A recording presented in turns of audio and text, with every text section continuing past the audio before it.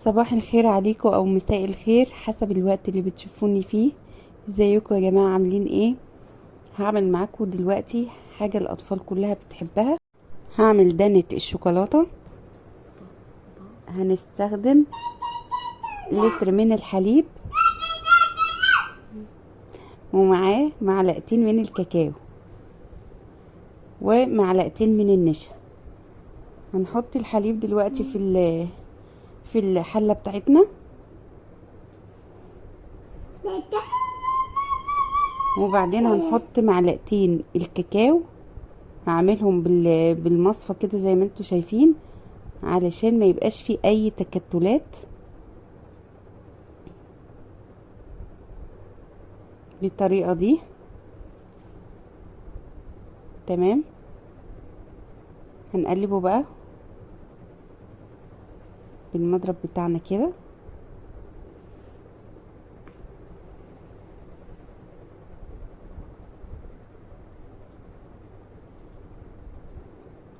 نتأكد ان هو داب كله في اللبن بتاعنا.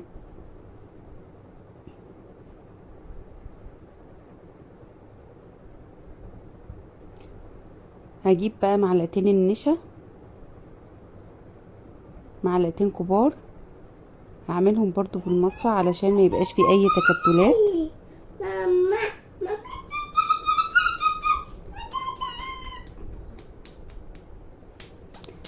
وهحط 3 معالق من السكر او حسب الرغبة زي ما انتوا تحبوا.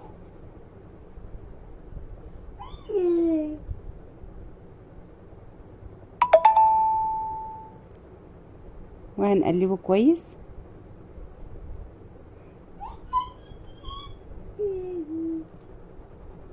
هنروح بقى على البوتاجاز ونولع عليه كده، وهنحط قطعة من الشوكولاتة الخام زي ما انتوا شايفين. لما بدأ ان هو يغلي حطيت الشوكولاتة. طبعا ديت خطوة اختيارية زي ما انتوا تحبوا، لو موجود ماشي، مش موجود خلاص. بدأ الخليط بتاعنا يتقل، النشا بدأت هي تشتغل، بدأ يتقل معانا. نقلبه بقى علشان ما يكلكعش مننا كده. النشا استوت. هنبدأ بقى نصبه في الكوبايات بتاعتنا.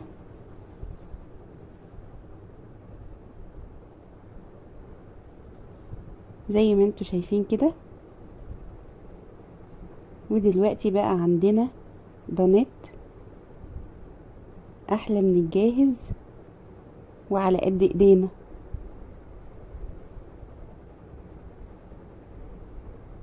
وكل الاطفال بيحبوه والكبار كمان والله.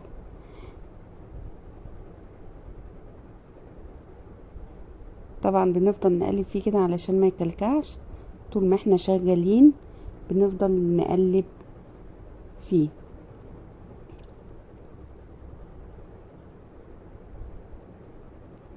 صبناه اهوت في القوالب بتاعتنا.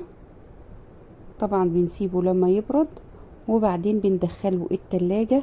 وبقى عندنا احلى دانة شوكولاتة وبألف هنا وشفا.